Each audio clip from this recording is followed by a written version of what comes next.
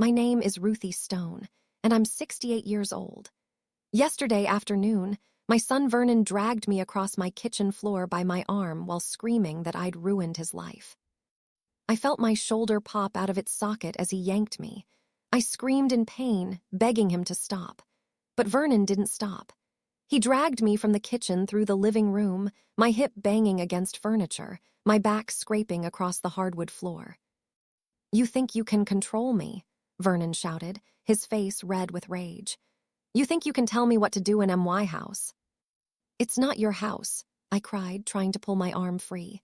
"Vernon, you're hurting me." "Good," Vernon snarled. He finally released me, and I crumpled on the floor in a heap, clutching my dislocated shoulder, sobbing in pain and fear. Vernon stood over me, breathing hard, fists clenched. For a terrible moment, I thought he was going to kick me while I was down. Instead, he said coldly, "You're nothing. You own nothing. Everything you have is mine. And if you ever forget that again, this will be nothing compared to what I'll do to you." Then he stepped over me, like I was trash on the floor, and walked out of the house. I lay there for what felt like hours, but was probably only 10 minutes, crying, in pain, terrified and heartbroken. My son, my baby boy, the child I'd raised alone, sacrificed everything for, loved unconditionally. He just physically assaulted me in my own home. That night, after I'd got myself up, driven to the emergency room to have my shoulder put back in socket, and returned home with my arm in a sling, I made a decision. I dialed one number, made one phone call, set in motion a series of events that would end Vernon's control over me forever. But to understand how my son became the kind of man who would drag his elderly mother across the floor, how I ended up in this nightmare, I need to take you back to the beginning. I had Vernon when I was 23 years old, in 1980. His father was Marcus Stone, a man I'd married at 21 thinking I'd found my forever partner. I was wrong. Marcus was a good man for the first 2 years of our marriage. He worked as a mechanic. I worked as a secretary at an insurance company. We had a small apartment, not much money, but we were happy. Then I got pregnant with Vernon. Marcus's behavior changed almost immediately. He became distant, irritable, and resentful. "A baby is going to ruin everything," Marcus complained constantly. "We can barely afford to take care of ourselves. How are we going to afford a kid?" "We'll manage," I said optimistically. "Lots of people raise children on modest incomes." "I didn't sign up for this," Marcus said. "You signed up for marriage," I pointed out. "Children are part of marriage." Marcus didn't respond. He just grew more and more distant as my pregnancy progressed. When Vernon was born, Marcus stayed at the hospital for one day, then went home and never came back. He left a note, "I can't do this. I'm not ready to be a father, I'm sorry." Just like that, he abandoned us. I never saw Marcus again. He moved out of state, stopped answering calls, and never paid a dime of child support. For all practical purposes, Vernon grew up without a father. And I became a single mother at 23, determined to give my son everything he needed even if his father wouldn't. For the next 18 years, I worked multiple jobs to support Vernon. During the day, I was a secretary. At night and on weekends, I cleaned offices, waitressed, did whatever I could to make ends meet. I gave Vernon everything I could afford.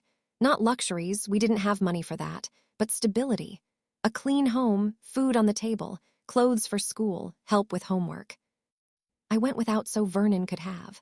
I wore the same 3 outfits for years so I could buy Vernon new clothes for school. I ate smaller portions so Vernon could have enough. I never bought myself anything unnecessary so I could save for Vernon's future. "When you grow up, you're going to have opportunities I never had," I told Vernon. "You're going to go to college. You're going to have a career. You're going to have a better life than I did." Vernon seemed to appreciate my sacrifices when he was young. He was a good kid, polite, respectful, did his chores, got decent grades. But around age 14, something changed. When Vernon turned 14, he started comparing our life to his friends' lives. "Why don't we have a bigger house?" Vernon complained. "Because we can't afford it," I explained. But we have a nice apartment. It's clean and safe. Tyler's family has a house with a pool, Vernon said. Tyler's family has 2 parents with good jobs, I pointed out. We just have me working as hard as I can. That's not my fault, Vernon said. I didn't say it was your fault, I replied. I'm just explaining why we don't have everything other families have. It's not fair, Vernon muttered. That became his constant refrain. It's not fair. It's not fair that other kids had nicer clothes. It's not fair that other kids went on vacations. It's not fair that other kids got new phones and gaming systems. Life isn't fair, I told Vernon. But we have what we need, and we have each other. I didn't ask to be born poor, Vernon said bitterly. We're not poor, I corrected. We're working class. There's a difference. Poor means you can't meet basic needs. We meet our needs, we just don't have luxuries. But Vernon didn't see it that way. He saw himself as deprived, disadvantaged, victimized by circumstances beyond his control. And he blamed me for it. During high school, Vernon's resentment toward me grew. I need money for the school dance, Vernon would demand. How much? I'd ask. $50, Vernon would say. $50 for a dance, I'd repeat, shocked. What does it cost $50 for? Tickets, transportation, food, Vernon would list. Everyone else is going. I don't have $50 to spare right now, I'd admit. But I can give you $20. You'll have to budget carefully. $20, Vernon would say with disgust. That's embarrassing, I'll look poor. You're not poor, I'd insist. You're just on a budget like most families. You're ruining my life, Vernon would accuse. All my friends have parents who can afford to let them have normal teenage experiences. But not me, I have you. Those words cut deep every time. I have you. Like I was a burden, like I was the problem. But I tried not to take it personally. Teenagers are dramatic. They say things they don't mean. I told myself Vernon would grow out of it. I was wrong. When Vernon graduated high school at 18, I had saved $5,000 for his college education. It wasn't much, but combined with financial aid and student loans, it would be enough for him to attend community college and then transfer to a 4-year university. I don't want to go to community college, Vernon announced. I want to go to state university. State university costs 3 times as much as community college, I said. We can't afford that. Other parents find a way, Vernon said. Other parents have 2 incomes, I pointed out. Vernon, I've saved what I could. With financial aid, you can get a good education at community college for 2 years, then transfer. I'm not going to community college, Vernon interrupted. That's for losers who can't afford real college. Vernon, that's not true. Forget it, Vernon said angrily. I'm not going to college at all. Why should I go into debt for a degree when you can't even help me? I am helping you, I protested. I have $5,000 saved. $5,000, Vernon laughed bitterly.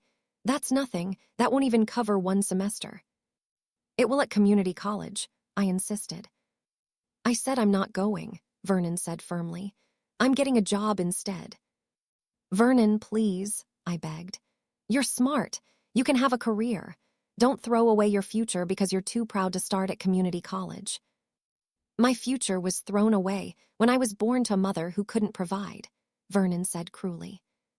Then he moved out, got an apartment with friends, started working at a warehouse loading trucks, and barely spoke to me for the next 5 years.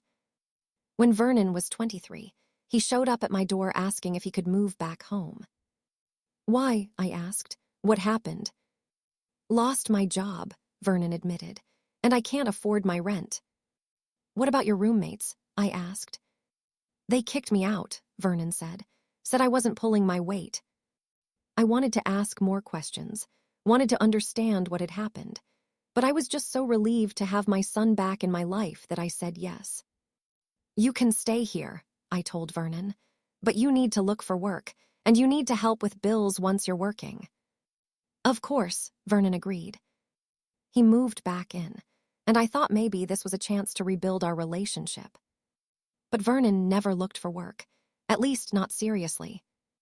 I put in applications, Vernon would claim when I asked about his job search. How many? I'd press. A few, Vernon would say vaguely. Weeks turned into months. Vernon lived in my apartment rent-free, ate my food, used my utilities, and contributed nothing. Vernon, you've been here 3 months, I said gently. Have you had any job interviews? The job market is terrible, Vernon said defensively. But you have to keep trying, I encouraged. Maybe try a different field. I'm not going to work some minimum wage job, Vernon said with disgust. Sometimes you have to start somewhere and work your way up, I suggested. That's easy for you to say, Vernon said. You've never had ambition. You've always been content to work dead-end jobs, but I'm meant for more than that. Meant for more, but not willing to work for more. That was Vernon's mindset. For the next 20 years, Vernon lived with me on and off.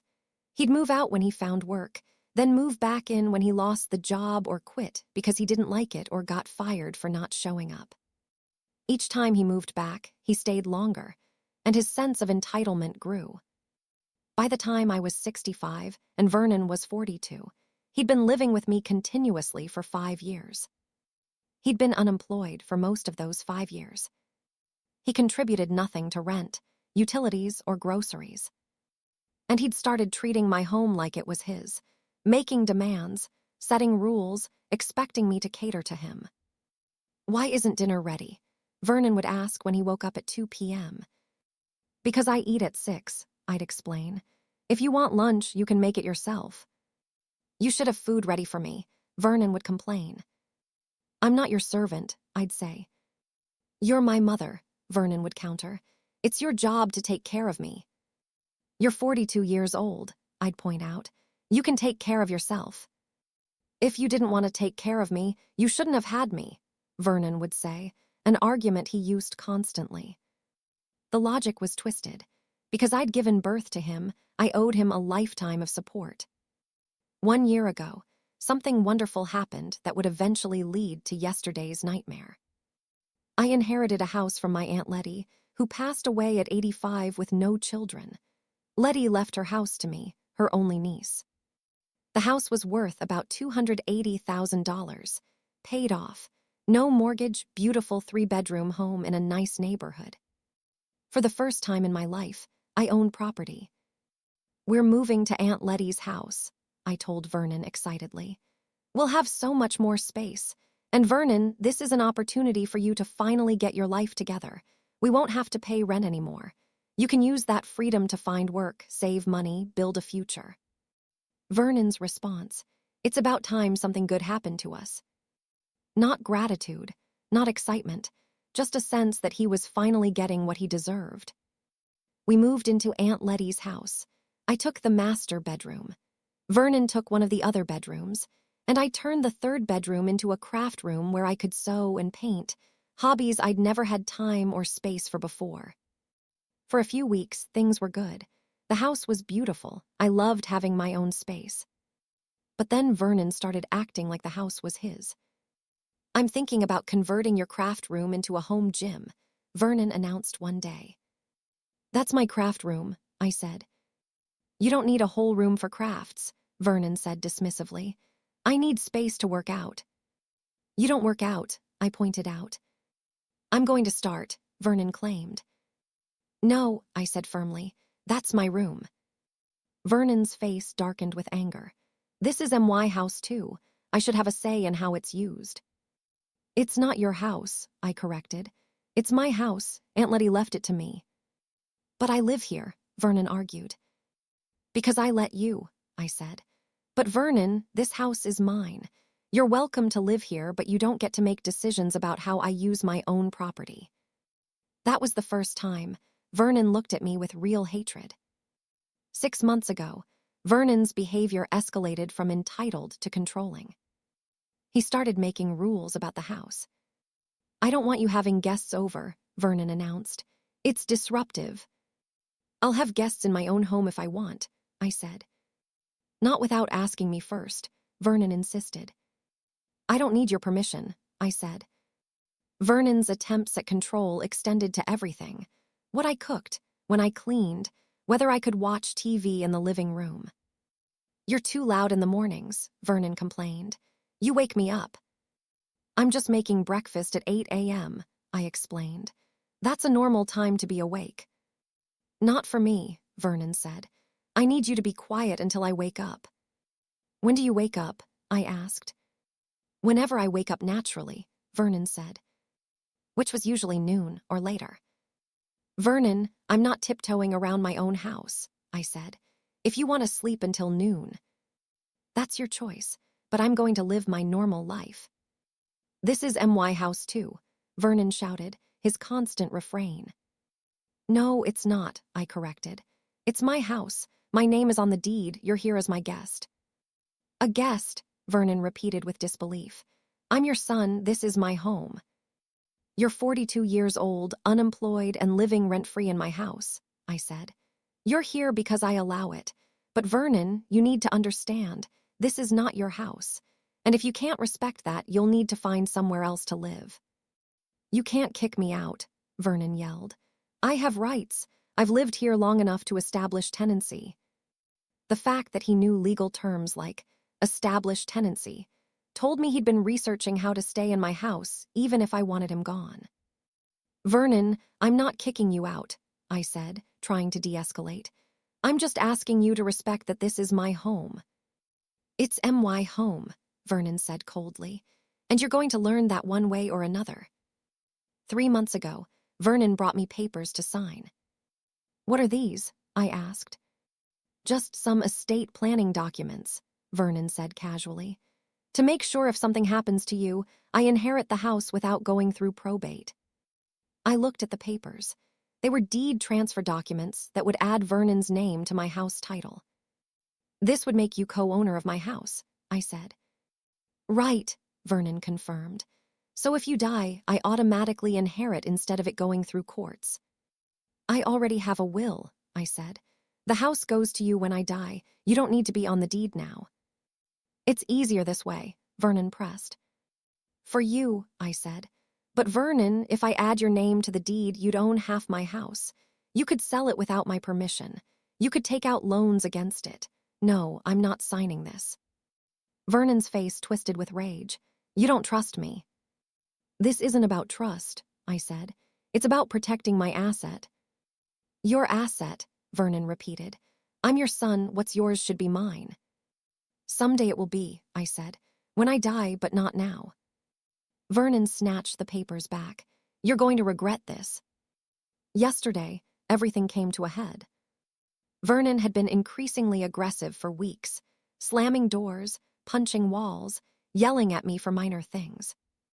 I'd been thinking about asking him to move out, but I was scared. Scared of how he'd react, scared that I'd lose my son forever. Yesterday afternoon, Vernon came to me with a demand. "I need you to take out a home equity loan," Vernon said. "A home equity loan," I repeated. "Why?" "I need money," Vernon said, "for a business opportunity." "What business opportunity?" I asked skeptically.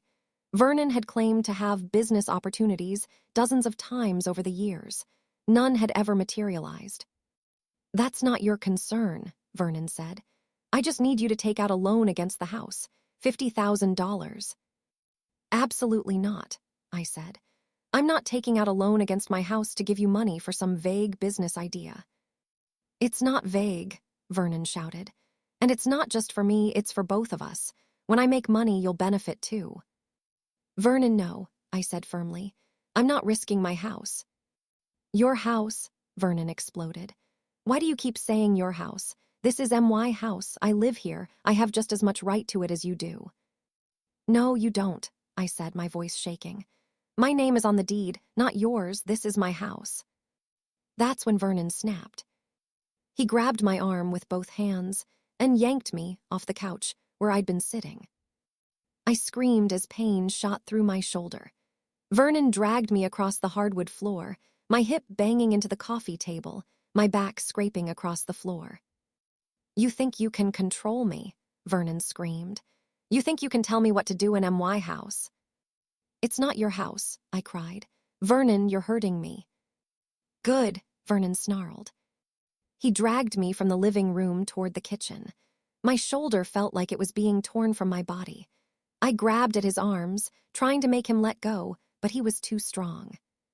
Finally, in the kitchen, Vernon released me. I collapsed on the floor, crying, clutching my shoulder in more pain than I'd ever experienced. Vernon stood over me, breathing hard, fists clenched. "You're nothing. You own nothing. Everything you have is mine. And if you ever forget that again, this will be nothing compared to what I'll do to you." Then he stepped over me and walked out. I lay there crying for what felt like forever. Finally, I managed to get up, get my purse, and drive myself to the emergency room. "How did this happen?" the doctor asked when examining my dislocated shoulder. "My son," I whispered. "My son did this to me." The doctor's expression changed from professional concern to something deeper, sympathy mixed with alarm. "Ma'am, I'm required to report suspected elder abuse," the doctor said gently. "Please don't," I begged. "He's my son. I don't want him arrested." "I have to document this," the doctor explained. "Whether you press charges is up to you, but I have to report it." After my shoulder was put back in socket and my arm placed in a sling, I drove home. Vernon's car wasn't in the driveway. He was gone, probably to a friend's house or a bar. I sat in my living room, arm in a sling, body aching, heart broken, and made a decision. I picked up my phone and dialed one number. "Hello," the voice answered. "This is Ruthie Stone," I said. "I need help. My son just attacked me, and I'm ready to do whatever it takes to protect myself." The voice on the other end said, "Tell me everything." And that phone call set in motion a series of events that would end Vernon's control over me forever. Before I continue kindly, subscribe now, hit that like button and turn on NOTFICTONS. Drop a comment should Ruthie press charges. What would you do in her situation? Where are you watching from? United States, Canada, United Kingdom, Jamaica, Australia? Let me know. The voice on the other end of the phone belonged to attorney Geneva Foster, the same lawyer who'd helped me with Aunt Letty's estate when I inherited the house. "Geneva, I need help," I said, my voice shaking.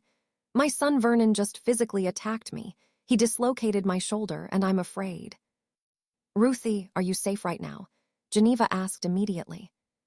"Yes," I said. "He left after he hurt me.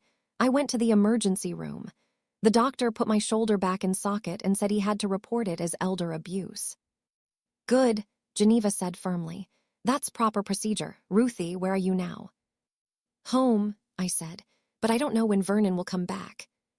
"Listen to me carefully," Geneva instructed. "Lock all your doors. If Vernon comes back and tries to force his way in or threatens you, call 911 immediately. Do you understand?" "Yes," I whispered. "Now tell me everything," Geneva said. "From the beginning." For the next hour, I told Geneva everything. 20 years of Vernon living off me, moving in and out whenever it suited him, contributing nothing. The escalation after I inherited the house, his claims that it was his house, his attempts to control me, his demand that I take out a home equity loan. And finally, yesterday's attack. "He dragged me across the floor, Geneva," I said, tears forming again at the memory. "My own son, the baby I raised alone. He hurt me on purpose and said it was good that I was in pain." "Ruthie, I'm so sorry," Geneva said with genuine compassion. "But I want you to know, what Vernon did is criminal assault, and what he's been doing for years is financial exploitation and abuse." "What do you mean?" I asked.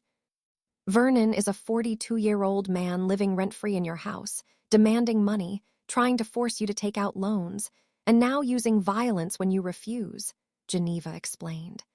"That's elder financial abuse, and the assault is obviously criminal." "But he's my son," I said, the words sounding weak even to me.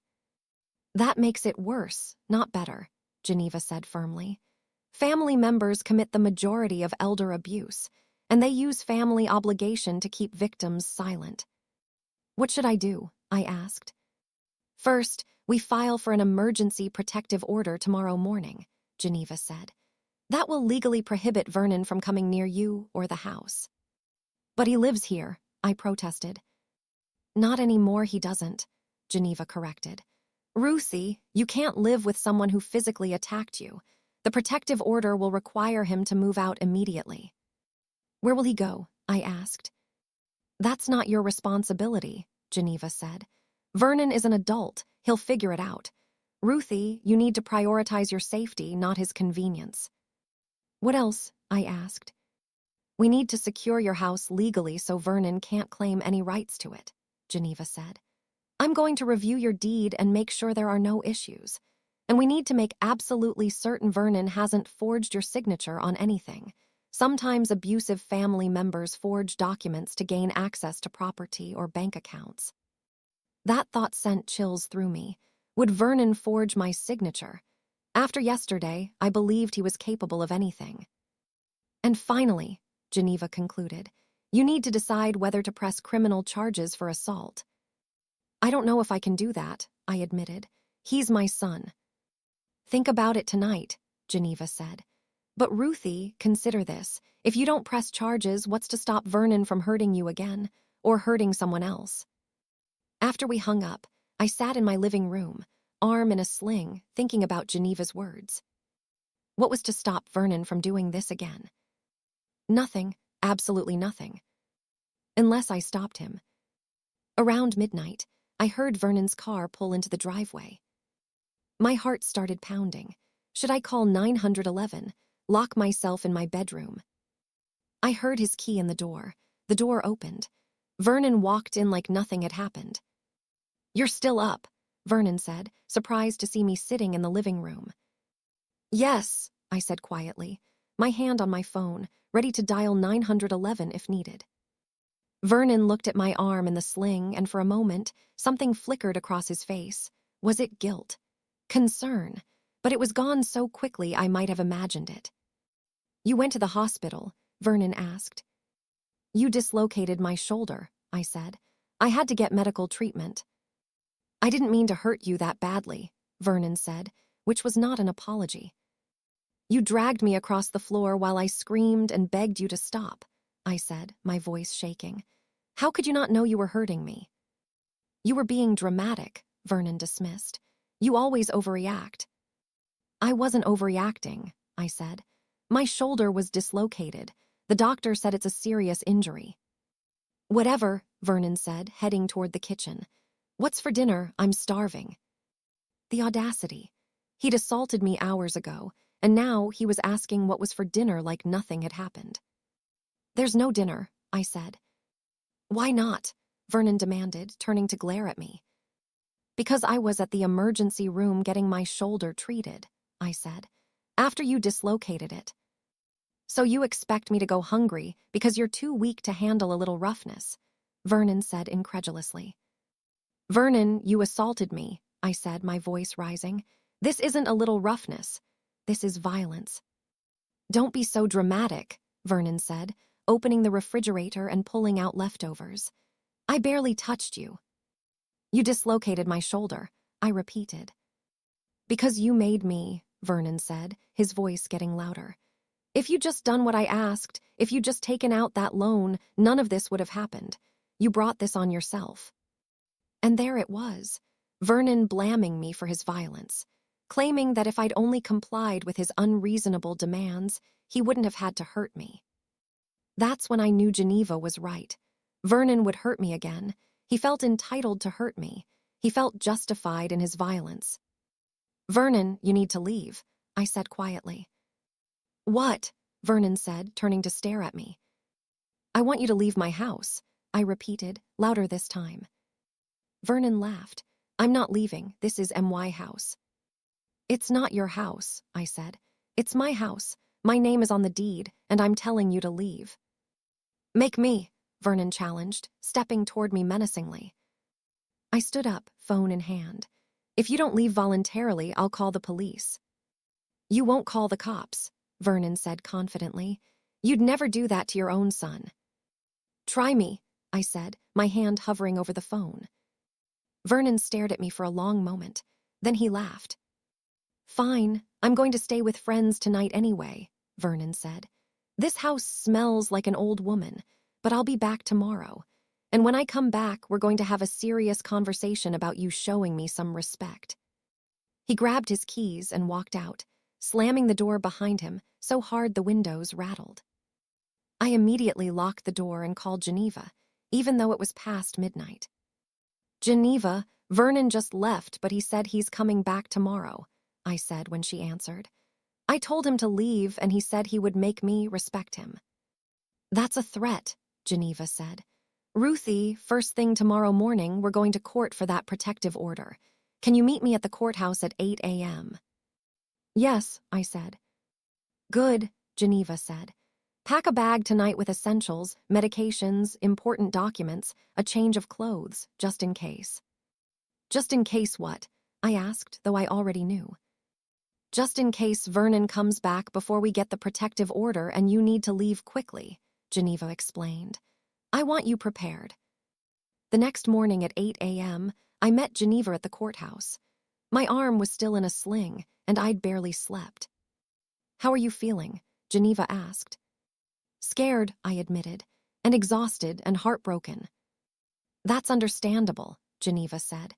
"But Ruthie, you're doing the right thing. You're protecting yourself." We went before Judge Thaddeus Walsh for an emergency protective order hearing.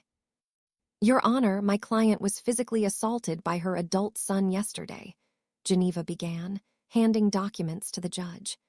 "He dislocated her shoulder by dragging her across the floor of her home. The injury was treated at County Hospital, and the doctor filed a mandatory elder abuse report." Judge Walsh reviewed the medical records Geneva had obtained, his expression growing stern. "Mrs. Stone, is this your son's handwriting?" Judge Walsh asked, showing me the hospital report where the doctor had noted. "Patient reports assault by adult son Vernon Stone. Patient states son grabbed her arm and dragged her across floor, causing shoulder dislocation." "I don't know," I said. "The doctor wrote that, but yes, that's what happened." "And where is your son now?" Judge Walsh asked. "I don't know," I admitted. "He left last night after I told him to leave, but he said he's coming back today." "Your Honor, we're requesting an emergency protective order requiring the respondent to stay at least 500 feet away from Mrs. Stone and her residence," Geneva said. "Does your son live with you?" Judge Walsh asked me.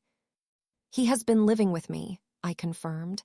"But Your Honor, it's my house. I inherited it from my aunt. Vernon's name isn't on the deed. He doesn't pay rent, he just lives there."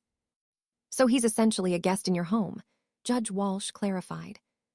"Yes," I said. "Your Honor, the respondent is not a tenant with legal rights," Geneva added. "He's never paid rent, never had a lease, never contributed to household expenses. He's living there at Mrs. Stone's discretion, and after assaulting her, she has every right to revoke that discretion." Judge Walsh nodded. "I'm granting the emergency protective order. Mr. Vernon Stone is prohibited from coming within 500 feet of Mrs. Ruthie Stone or her residence at 847 Oak Street. He has 24 hours to retrieve essential personal belongings under police supervision. After that, he's not permitted on the property." "Thank you, Your Honor," Geneva said. "Mrs. Stone, I'm also setting a full hearing for 2 weeks from today," Judge Walsh continued. "At that hearing, we'll determine whether to make this protective order permanent. Do you understand?" "Yes, Your Honor," I said. "And Mrs. Stone," Judge Walsh added, looking at me with concern, "if your son violates this order, if he comes near you or your property, call 911 immediately. Violation of a protective order is a criminal offense and he will be arrested." Later that afternoon, 2 police officers, Officers Curtis Brown and Viola Martinez, went to serve Vernon with the protective order.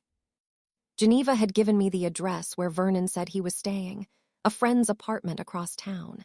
I'd texted Vernon that morning saying he needed to give me that address so officers could serve him with important legal papers. Vernon had texted back the address, probably thinking I was finally transferring the house to him. He was wrong. Geneva called me after the officers served Vernon. Ruthie, they've served him. How did he react? The officer said he was shocked at first, then furious, Geneva reported. He tried to argue that the protective order was illegal, that you couldn't kick him out of his house. The officers explained that it's your house and you have every legal right to exclude him. Did he threaten me? I asked nervously. The officer said he made statements like, "She's going to regret this," and "She can't do this to me," Geneva said. They documented those statements as potential threats. Ruthie, the officers are going to come by your house this evening to help supervise while Vernon retrieves his belongings. He's coming to the house, I asked, panic rising. Only with police supervision, Geneva assured me. You don't have to be there if you don't want to be. You could stay with a friend or neighbor while Vernon gets his things. No, I decided.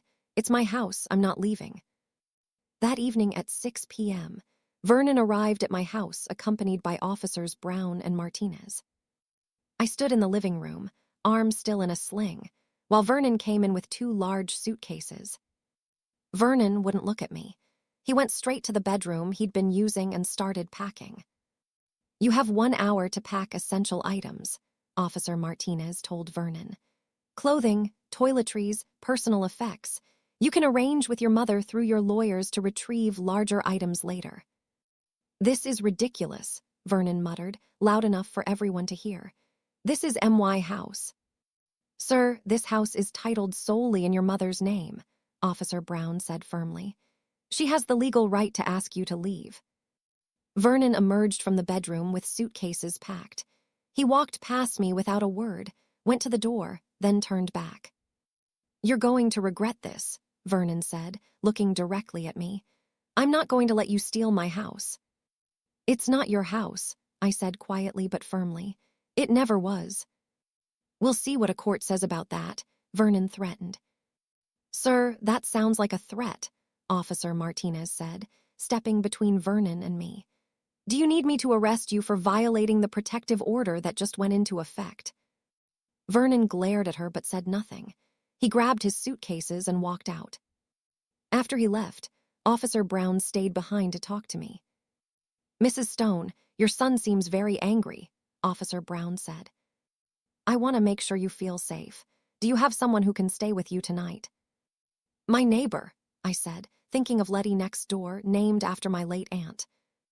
Good, Officer Brown said. And if your son comes back or contacts you, call 911 immediately. Don't try to handle it yourself. After the officers left, I locked all my doors and windows. Then I called my neighbor Letty, explained what had happened, and asked if she could stay with me that night. Of course, honey, Letty said. I'll be right over. 1 week after Vernon was forced to leave, I decided to clean out the bedroom he'd been using. What I found was disturbing. Hidden in the back of the closet was a box full of documents, legal papers, bank statements, and printouts from real estate websites. I sat on the bed and started going through them. There were printouts showing estimated values of my house, $280,000. There were notes in Vernon's handwriting calculating how much money he could get if he sold the house. $280K, closing costs approximately $265K. There were drafts of legal documents, quitclaim deeds with my name and Vernon's name, granting Vernon partial ownership of my house. He'd been planning to forge my signature. There were also bank statements from my accounts. How had Vernon gotten these? I kept them in a locked filing cabinet in my craft room. Then I found a key, my filing cabinet key. Vernon had somehow gotten a copy. He'd been going through my private papers, my bank statements, my financial documents. He knew exactly how much money I had, what assets I owned, everything. I called Geneva immediately. Geneva, I found documents in Vernon's room, I said. He was planning to forge my signature on deed transfer papers, and he had copies of my bank statements. He'd been spying on my finances. Bring everything to my office tomorrow, Geneva instructed. This is evidence of attempted fraud and identity theft. Ruthie, this changes everything. The next day, Geneva and I went to the police station to file a report. Detective Floyd Washington took our statement and examined the documents. "Mrs. Stone, these are very serious allegations," Detective Washington said. "Your son was planning to commit forgery and identity theft." "Yes," I confirmed. "These documents show he was going to forge my signature to add himself to my house deed." "And you're sure you never gave him permission to have copies of your bank statements?" Detective Washington asked. "Never," I said. "He made a copy of my filing cabinet key without my knowledge and went through my private papers." "That's invasion of privacy and potential identity theft," Detective Washington said. "Combined with the assault charge, your son is looking at serious criminal charges." "Assault charge," I repeated. "I didn't press charges." "The hospital filed a mandatory elder abuse report," Detective Washington explained. "The district attorney's office is reviewing it to determine whether to file charges even without your cooperation. But Mrs. Stone, with this evidence of planned fraud, I'm going to recommend they file charges immediately." "What kind of charges?" I asked. "Assault and battery, attempted fraud, identity theft, elder abuse," Detective Washington listed. "If convicted on all counts, your son could face several years in prison." Prison? My son could go to prison. Part of me felt guilty for even considering it. But another part of me, the part that still felt the pain in my shoulder that remembered being dragged across my own floor, that had found evidence of planned financial crimes, that part knew Vernon needed serious consequences. "What do I need to do?" I asked. "Just cooperate with our investigation," Detective Washington said. "We'll be in touch." Before I continue, kindly subscribe now, smash that like button, and turn on notifications. Drop a comment. Should Vernon go to prison? Would you press charges against your child? Where are you watching from? 2 weeks after I filed the police report, District Attorney Minnie Hayes called me to her office. "Mrs. Stone, I've reviewed all the evidence," DA Hayes said, gesturing to a thick folder on her desk.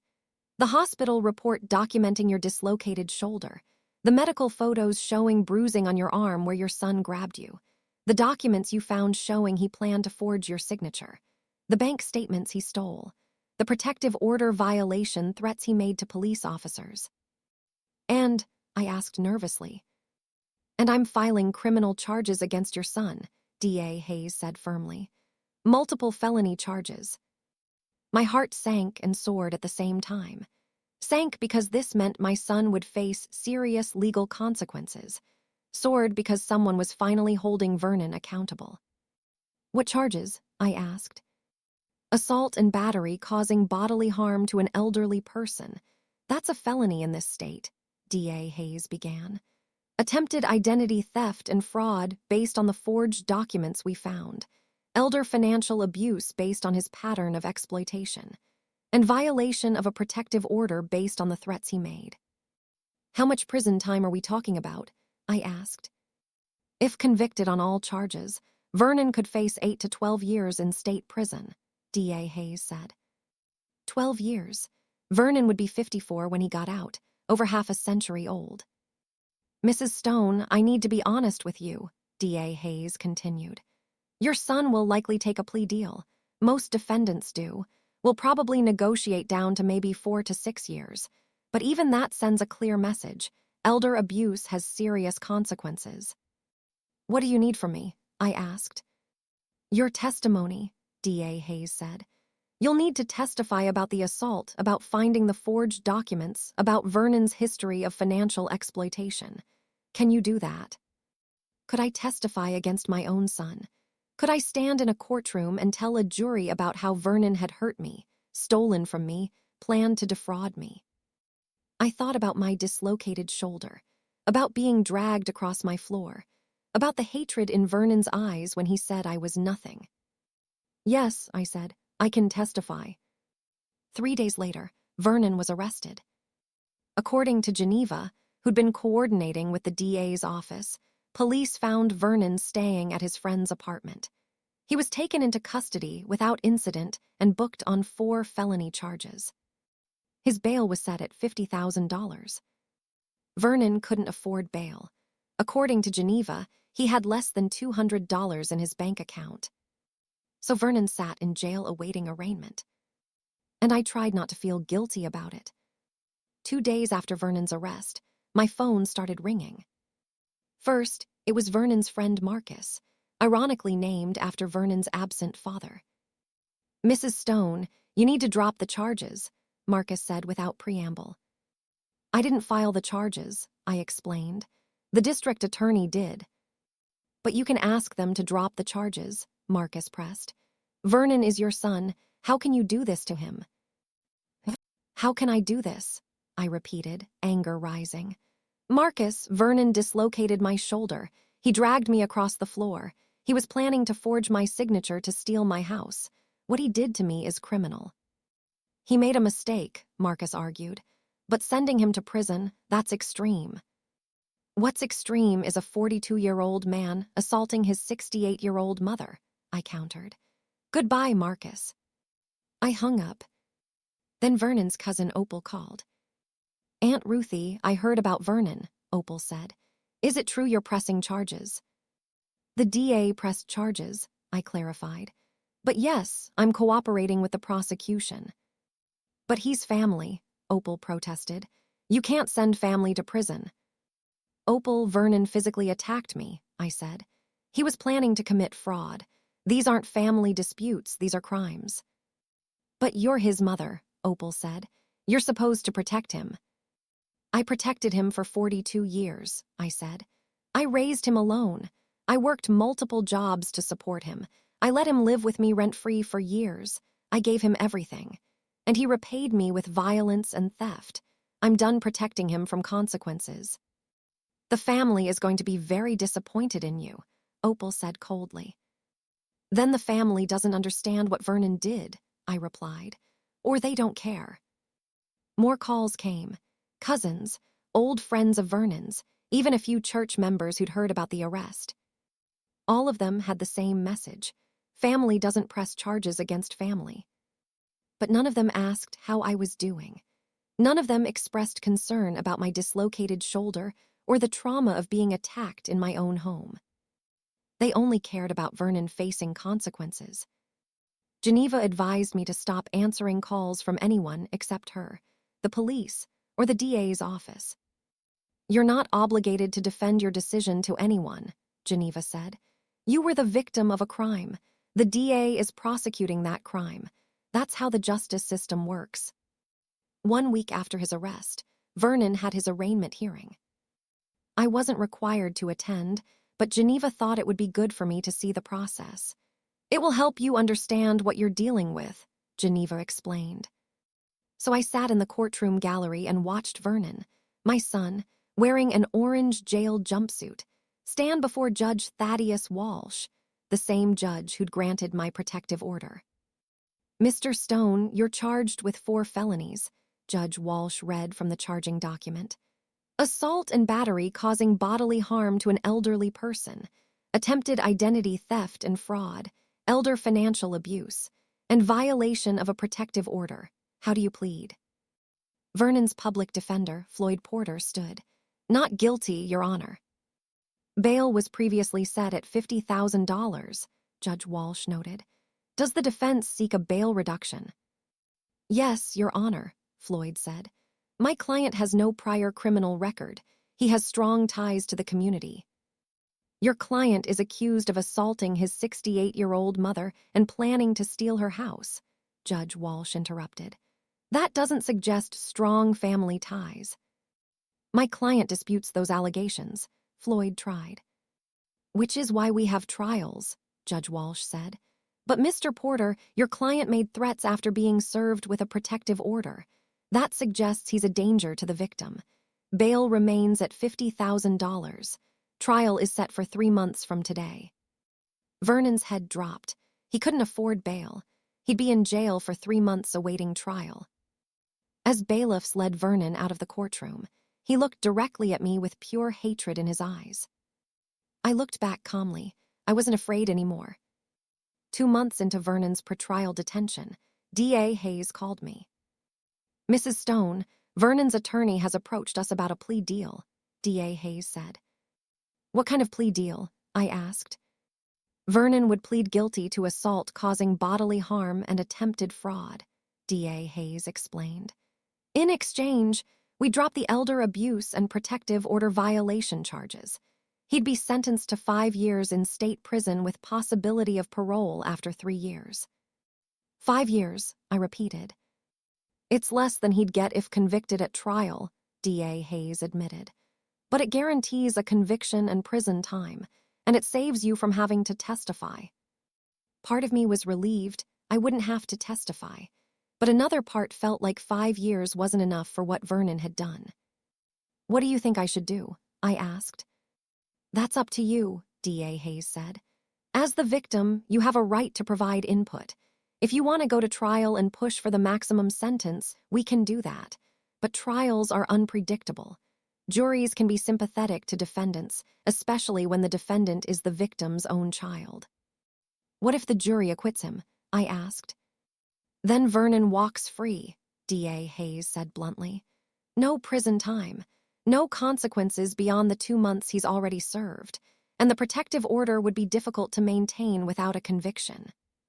The thought of Vernon getting away with everything terrified me. Take the plea deal, I decided.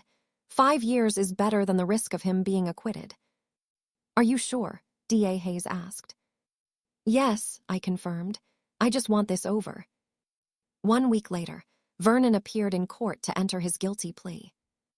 I attended this hearing too. I needed to see Vernon admit what he'd done.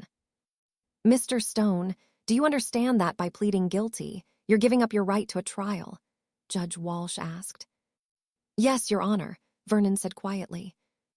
And you understand that you're pleading guilty to assault and battery causing bodily harm to an elderly person, specifically your mother Ruthie Stone, on the date of September 15th. Judge Walsh continued. Yes, Vernon said. Tell me in your own words what you did, Judge Walsh instructed. Vernon shifted uncomfortably. I grabbed my mother's arm and pulled her across the floor. She got hurt. You dislocated her shoulder, Judge Walsh said, reading from the medical report. You dragged a 68-year-old woman across a hardwood floor with enough force to dislocate her shoulder and cause significant bruising. Is that accurate? Yes, Vernon admitted quietly. And you're also pleading guilty to attempted fraud, Judge Walsh continued. Specifically, that you plan to forge your mother's signature on property deed documents to fraudulently add yourself as co-owner of her house. Is that accurate? Yes, Vernon said. Why did you do these things? Judge Walsh asked. Vernon was silent for a moment.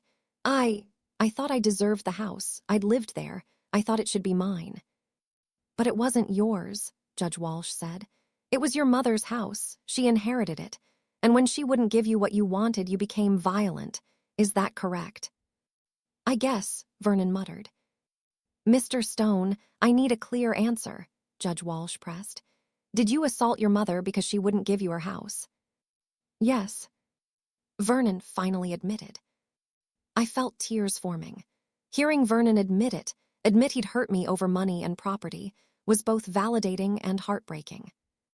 Given your guilty plea, I'm sentencing you to 5 years in state prison, Judge Walsh announced.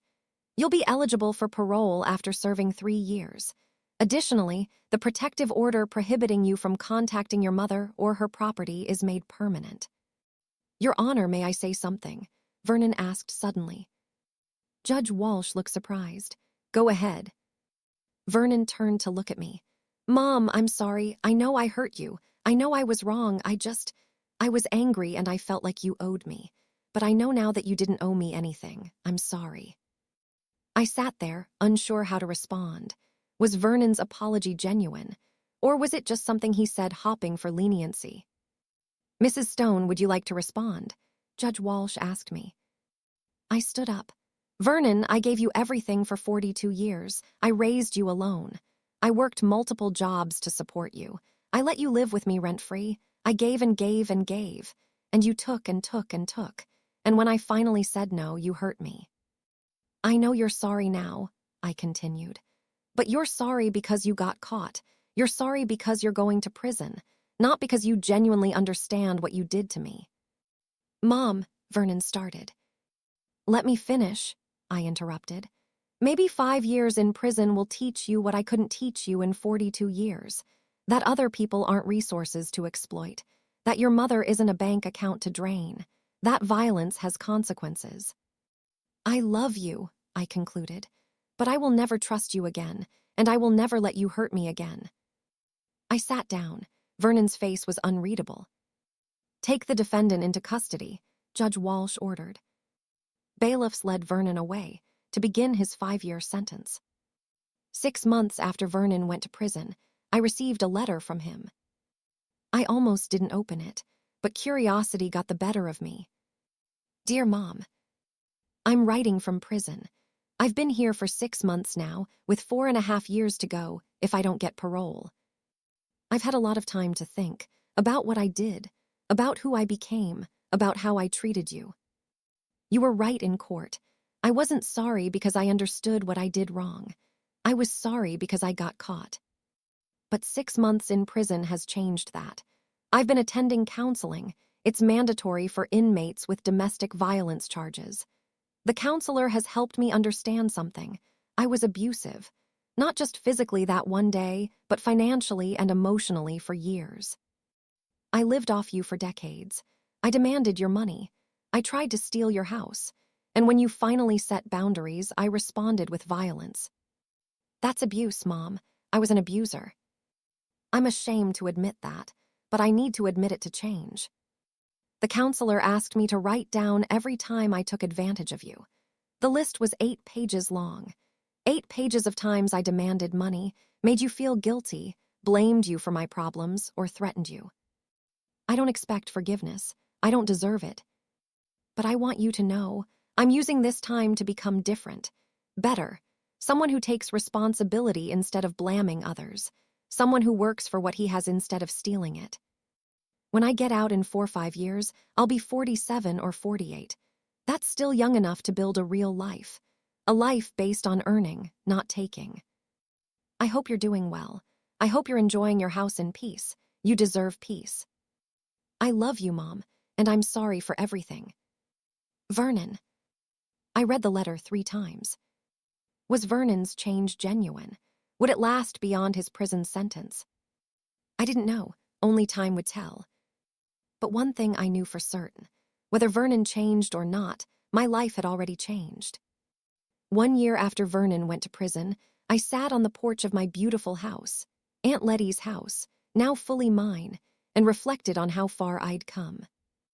My shoulder had healed completely. The physical pain was gone.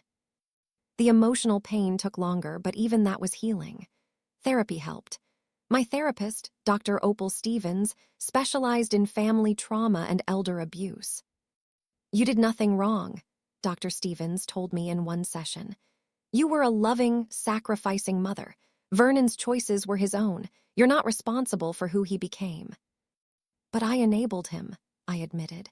For years, I let him live off me, gave him money, rescued him from consequences. Didn't that create the monster he became? You were a generous mother, Dr. Stevens corrected.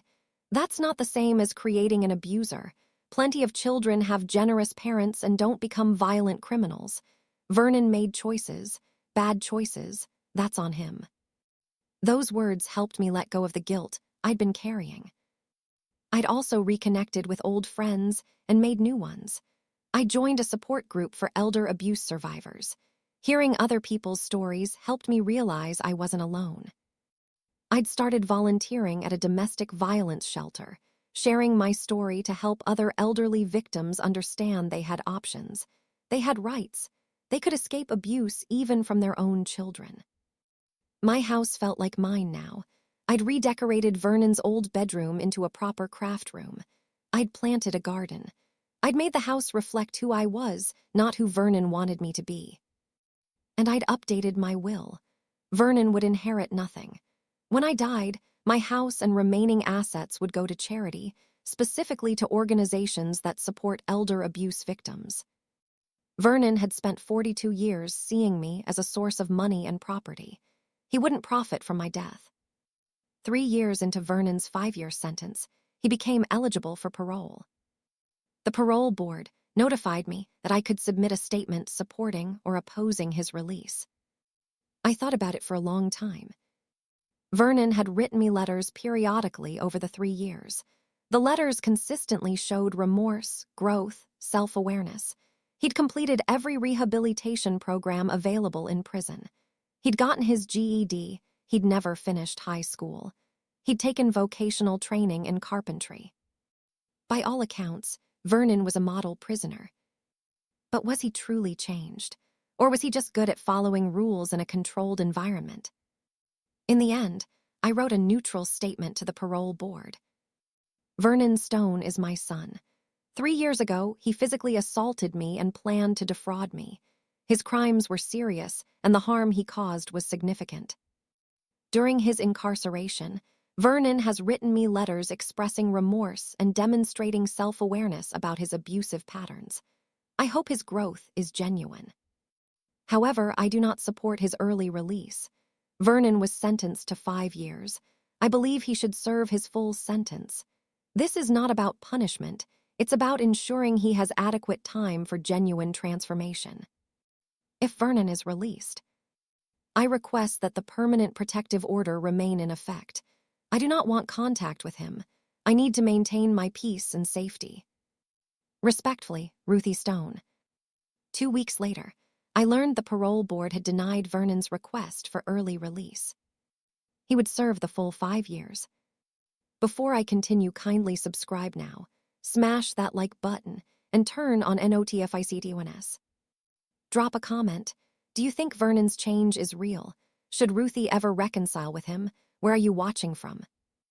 5 years after Vernon dragged me across my kitchen floor, I sat in my living room waiting for a phone call I'd been dreading. Vernon was being released from prison today. He'd served his full 5-year sentence. No early release, no parole, 5 years in state prison for assaulting me and attempting to defraud me. And now he was free. My phone rang at exactly 10 a.m. It was Geneva. Ruthie, Vernon was released this morning, Geneva confirmed. The prison called to notify me. He's completed his sentence and is officially a free man. What happens now? I asked, my heart racing despite knowing I was legally protected. The permanent protective order is still in effect, Geneva reminded me. Vernon cannot come within 500 feet of you or your property. If he violates that order, call 911 immediately and he'll be arrested. But what if he tries to contact me? I worried. That's also a violation of the protective order, Geneva said. No contact means no contact. No phone calls, no letters, no emails, no third-party messages. Nothing. Okay, I said, trying to calm my racing heart. Ruthie, you're safe, Geneva said firmly. You have legal protection. You have a security system. You have neighbors who care about you. And you have my number and 911 on speed dial. Vernon can't hurt you anymore. After we hung up, I sat in my peaceful living room and reminded myself I was 73 years old. I'd survived 5 years with Vernon in prison. I'd rebuilt my life. I'd found peace. Vernon's release didn't change any of that. 2 weeks after Vernon's release, I was in my garden tending to my tomato plants when my phone rang. It was an unknown number. I almost didn't answer, but something made me pick up. Hello, I said cautiously. Mom, Vernon's voice came through the line. I immediately hung up and called 911. This is Ruthie Stone at 847 Oak Street, I said when the dispatcher answered. My son Vernon Stone just called me in violation of a permanent protective order. Are you safe right now? The dispatcher asked. Yes, I'm home alone in my garden, I said. He called from an unknown number. We're sending officers to your location, the dispatcher said, and we'll trace the call. Stay on the line with me until officers arrive. 10 minutes later, Officers Curtis Brown and Viola Martinez, the same officers who'd supervised Vernon's removal 5 years ago, arrived at my house. Mrs. Stone, we traced the call, Officer Brown said. Your son called from a payphone about 2 miles from here. We've dispatched units to that location. What will happen if they find him? I asked. He'll be arrested for violating the protective order, Officer Martinez explained. And he'll likely face additional jail time, probably 6 months to a year. He just got out of prison, I said. Why would he risk going back? Because abusers don't change easily, Officer Brown said bluntly. They serve their time, get released, and think they can go right back to their old patterns. But the law doesn't work that way. Protective orders have teeth. An hour later, Geneva called. Ruthie, Vernon was arrested. He's being held pending a hearing tomorrow on the protective order violation. What will happen at the hearing? I asked. The judge will determine if Vernon violated the order, which he obviously did since there's a record of the call, and impose penalties, Geneva explained. Likely jail time and possibly an extension of the protective order. The next day, I sat in the courtroom as Vernon was brought in wearing an orange jumpsuit again, barely 2 weeks after being released from prison. Judge Thaddeus Walsh reviewed the case file with a stern expression. Mr. Stone, you were released from prison 2 weeks ago after serving 5 years for assaulting your mother, Judge Walsh said. You knew there was a permanent protective order prohibiting any contact with her, yet you called her. Why? Vernon's public defender, a new lawyer named Opal Wright, stood. Your Honor, my client simply wanted to apologize to his mother. By violating a court order, Judge Walsh interrupted sharply. Mr. Stone, do you understand what no contact means? Yes, Your Honor, Vernon said quietly. Then why did you call her? Judge Walsh demanded. I just wanted to tell her I'm different now, Vernon said. I wanted her to know I've changed. If you've changed, you would respect court orders, Judge Walsh said. But you've shown that you believe rules don't apply to you, that you're entitled to contact your victim whenever you want, regardless of her wishes or court orders. I didn't mean any harm, Vernon started.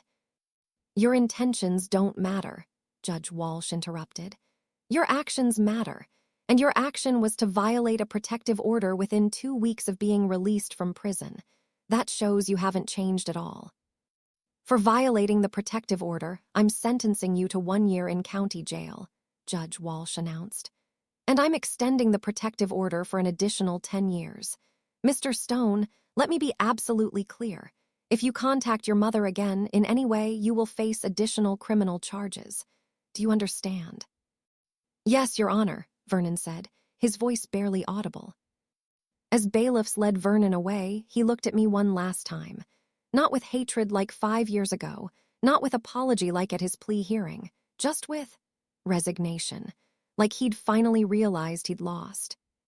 6 months into Vernon's 1-year sentence for violating the protective order, I received an unexpected letter from the prison.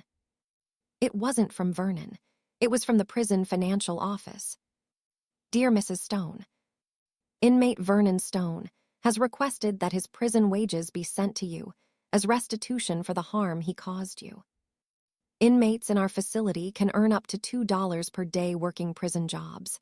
Mr. Stone works in the prison kitchen and earns $1.75 per day. He has requested that all his earnings be sent to you. This would amount to approximately $50 per month. If you agree to accept these payments, please sign and return the enclosed form. Sincerely, Prison Financial Services. I stared at the letter in shock. Vernon was earning less than $2 a day in prison and wanted to send me all of it. I called Geneva. What do you think this means? It could mean several things, Geneva said. It could be genuine remorse and a desire to make amends. Or it could be a manipulation tactic, making symbolic payments so when he gets out, he can claim he's paid his debt to you. What should I do? I asked. That's up to you, Geneva said. But Ruthie, $50 a month for a year is $600 total. That's not going to make a significant financial difference to you. The question is, what does accepting his money mean emotionally? I thought about it for days. Finally, I signed the form accepting the restitution payments. Not because I needed the money, but because I wanted Vernon to understand that actions have consequences, and those consequences include making amends. Over the next 6 months, I received $50 checks from the prison every month. I put each check into a separate savings account and didn't spend them. I still didn't know if Vernon's change was genuine, but at least he was trying to make restitution. 1 year after being arrested for violating the protective order, Vernon was released from county jail for the second time. He'd now spent 6 of the past 6 years incarcerated, 5 years for assault and fraud, 1 year for protective order violation. Geneva called me the day of his release. "Ruthie, Vernon is out again, but this time his parole officer contacted me with information I thought you should know." "What information?" I asked nervously. "Vernon has been accepted into a transitional housing program for ex-offenders," Geneva explained.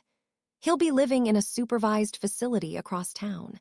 He's also been given a job at a furniture manufacturing plant through a prison reentry program." "Why are you telling me this?" I asked. "Because his parole officer wanted you to know that Vernon is being closely monitored," Geneva said. "He has to report to his parole officer twice a week. He has mandatory counseling, and if he violates any conditions of his parole, including the protective order, he goes back to prison immediately." "So he's being watched," I said. "Very closely," Geneva confirmed. "And Ruthie, the parole officer, said Vernon specifically told him he understands the protective order must remain in place. He said, and I quote, 'My mother deserves peace. I need to rebuild my life without involving her.'" "That's unexpected," I admitted. "Time will tell if he means it," Geneva said, "but at least he's saying the right things." 2 years after Vernon's second release, 7 years after he dragged me across my floor, I was volunteering at the domestic violence shelter when I met someone unexpected. A young woman named Letty, named after my late aunt and neighbor, was a counselor at the shelter. We'd become friendly over the months I'd been volunteering. One day, Letty mentioned she was running a support group for people rebuilding their lives after incarceration. "One of our participants has been really impressive," Letty said. "He's been out of prison for 2 years. He works full-time at a furniture plant. He's been promoted twice. He's taking community college classes. He's a model for what rehabilitation can look like." "That's wonderful," I said. "It's rare to see such successful reentry."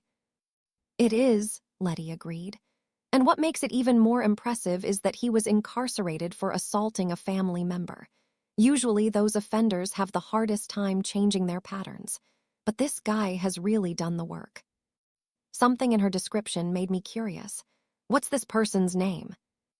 "I probably shouldn't say," Letty said. "Privacy and all. But I can tell you he's in his late 40s, works in furniture manufacturing, and he's been clean and sober for 2 years." My heart started racing. "Letty, is his name Vernon Stone?" Letty looked surprised. "How did you know?" "He's my son," I said quietly. Letty's eyes went wide. "Oh my God. Ruthie, I'm so sorry. I had no idea. If you want me to remove him from the program."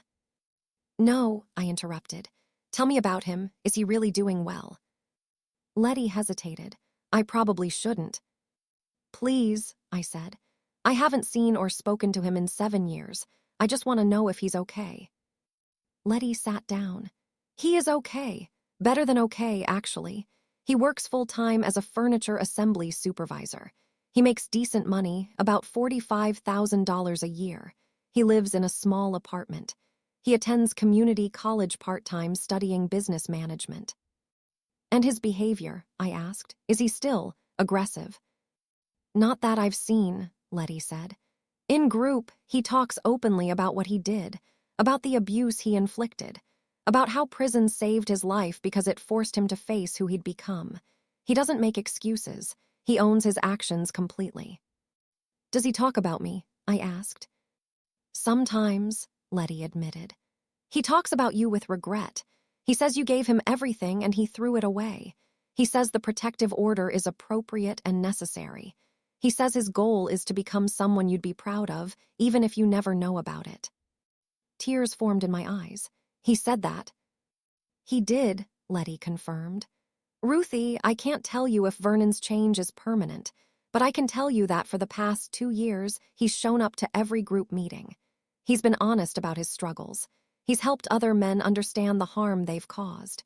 He seems genuinely committed to being different. 3 years after Vernon's second release, 10 years after he'd attacked me, I made a decision that surprised everyone, including myself. I was now 78 years old. My health was good, but I wasn't getting any younger, and I'd spent 10 years wondering if Vernon had truly changed. I called Geneva. I want to reach out to Vernon. Are you sure? Geneva asked carefully. Ruthie, you have a protective order. You don't have to do this. I know I don't have to, I said, but I want to. Geneva, it's been 10 years. I need to know if he's really different, and if he is, I'd like to have some kind of relationship with my son before I die. What kind of relationship? Geneva asked. I don't know yet, I admitted. Maybe just knowing he's okay. Maybe occasional supervised meetings. I'm not inviting him back into my home. I'm not giving him money. I'm not rescinding the protective order. But I want to at least talk to him. If you're sure, I can arrange a meeting through his parole officer, Geneva said.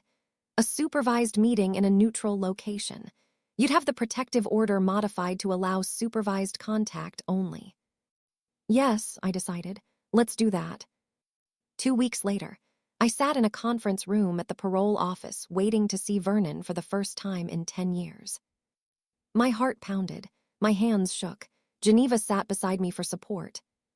The door opened, and Vernon walked in, accompanied by his parole officer, Floyd Washington. I barely recognized him. The Vernon who'd attacked me 10 years ago had been overweight, unkempt, angry. The Vernon standing before me now was lean, clean-shaven, wearing simple but neat clothes. He looked older. He was 52 now, but healthier. Hi, Mom, Vernon said quietly, sitting down across the table from me. Hello, Vernon, I said, my voice shaking. We sat in silence for a moment. Thank you for agreeing to meet with me, Vernon finally said. I know you didn't have to. I wanted to, I said. Vernon, I've heard you're doing well, working, going to school, staying out of trouble. I am, Vernon confirmed. I've been working at the furniture plant for 3 years. I'm a supervisor now. I'm taking business classes. I'm sober. I'm building a life. I'm glad, I said genuinely. Mom, I know I can't undo what I did, Vernon said, tears forming in his eyes. I dragged you across the floor. I dislocated your shoulder. I planned to steal your house. I was an abuser and a criminal. Yes, you were, I agreed quietly.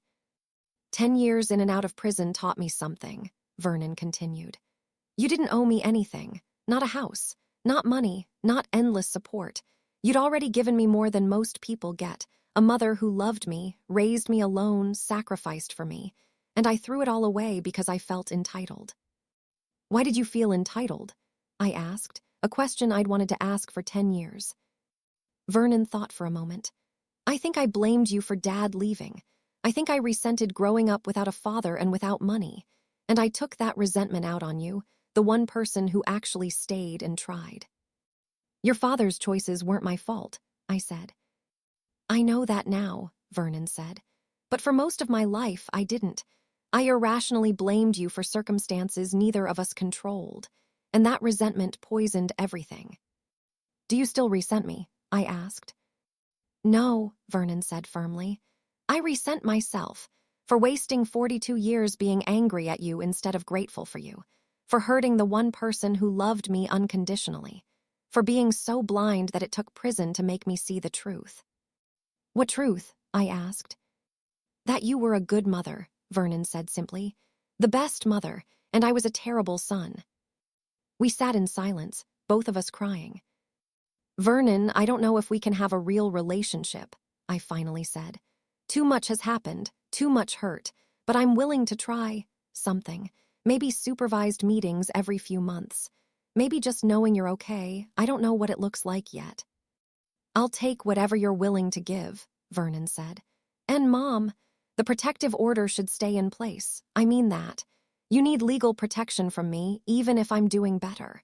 Because I broke your trust completely, and that trust can't be rebuilt quickly, if it can be rebuilt at all. Thank you for understanding that, I said. And Mom, one more thing, Vernon said. I don't want your house, I don't want your money, I don't want anything from you. I have a job, I support myself. I pay my own rent. For the first time in my adult life, I'm independent, and it feels good. I'm proud of you for that, I said honestly. 1 year after that first supervised meeting, 11 years after Vernon had attacked me, I sat on my porch watching the sunset and reflected on how far we'd both come. Vernon and I met every 3 months at the parole office. We had coffee. We talked about his work, his classes, his life. I told him about my volunteer work, my garden, my friends.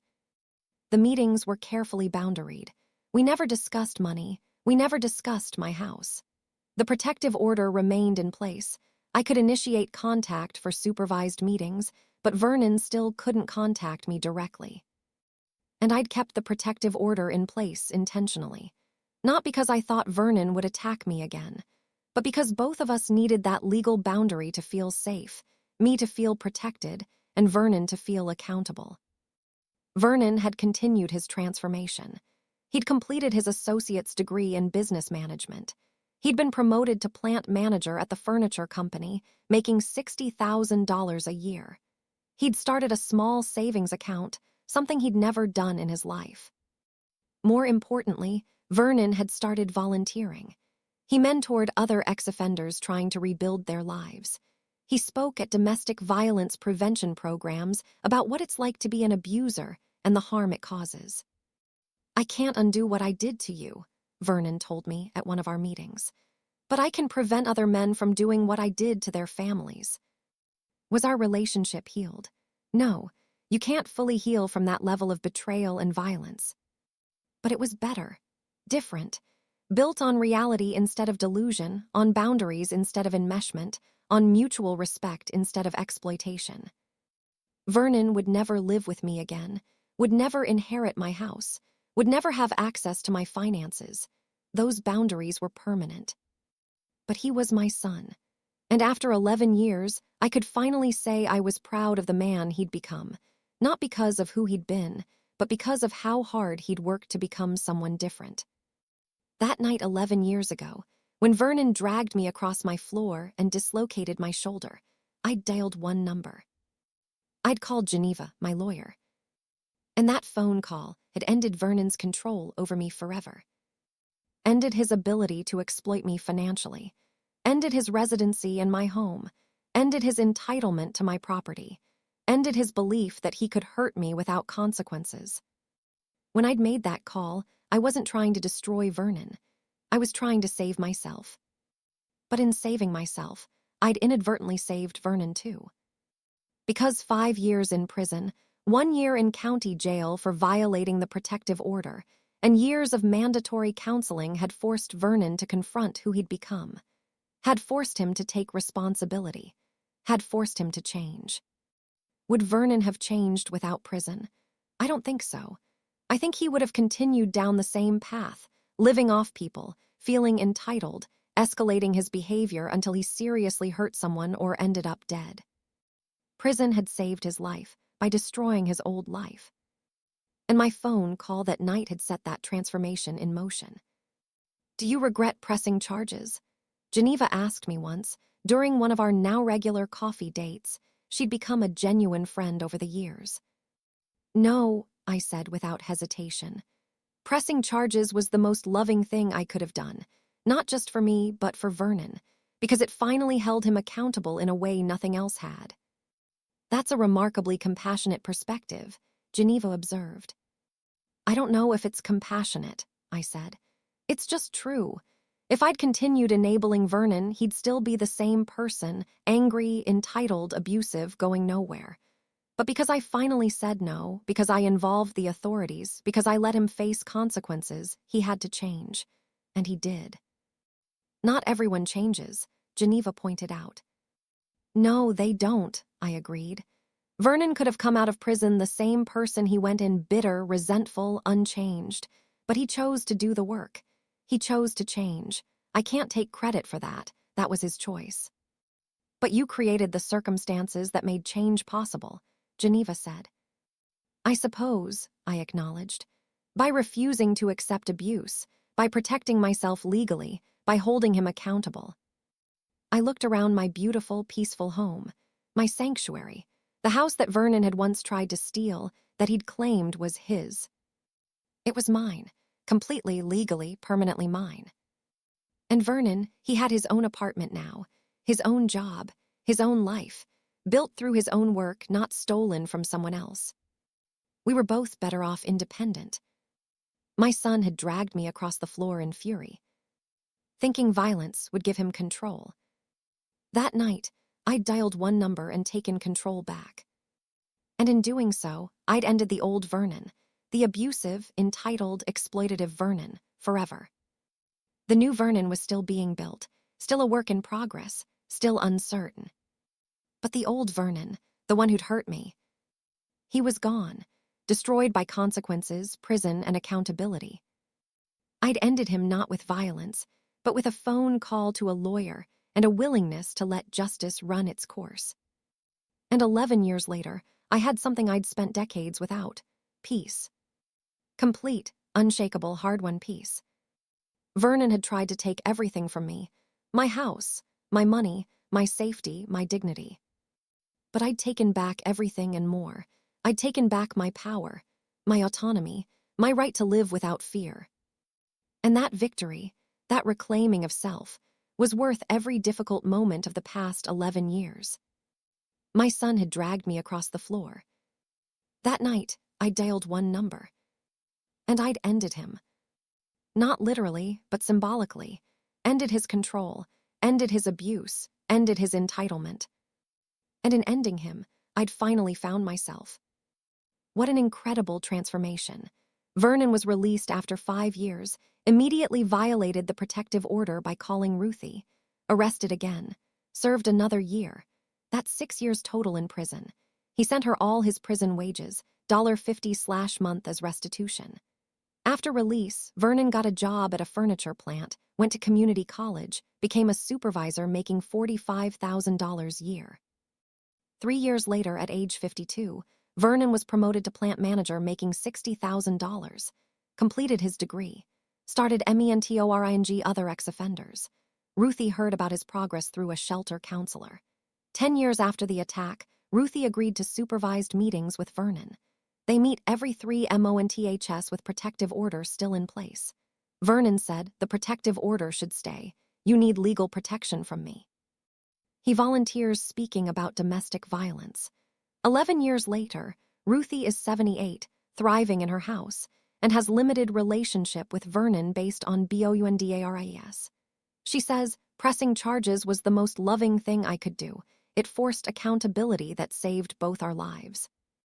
This story proves that one phone call can change everything.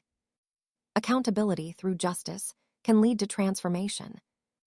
You don't have to accept abuse from anyone, even your children. Setting boundaries is an act of love, not cruelty. Prison can be rehabilitation if the person does the work. Peace comes from protecting yourself, not from forgiving abuse. You can have limited relationship with reformed abusers if you choose. If this story inspired you, please subscribe to this channel for more powerful stories. Smash that like button. Turn on a notification bell for new content. Drop a comment. What part of this transformation inspired you most? Would you ever reconcile with someone who hurt you like this? Where are you watching from? United States, Canada, United Kingdom, Jamaica, South Africa, Australia, Trinidad, India, Philippines? Let me know. Remember, if someone is abusing you, even if it's your own child, call someone. Call a lawyer, call the police, call a domestic violence hotline. You deserve safety. You deserve peace. You deserve to live without fear. One phone call can end the abuse and begin your freedom. Ruthie's son dragged her across the floor and dislocated her shoulder. That night, she called her lawyer. That one phone call led to protective orders, criminal charges, 6 years in prison, and Vernon's complete transformation. 11 years later, Ruthie has peace and Vernon has a real life he built himself. May this story inspire you to take action against abuse. One call can change everything. Thank you for following this powerful journey from violence to justice, from abuse to accountability, from victimhood to complete peace and limited reconciliation on the victim's terms. Until the next story, stay strong, protect yourself, and remember that holding abusers accountable is the most loving thing you can do for everyone involved.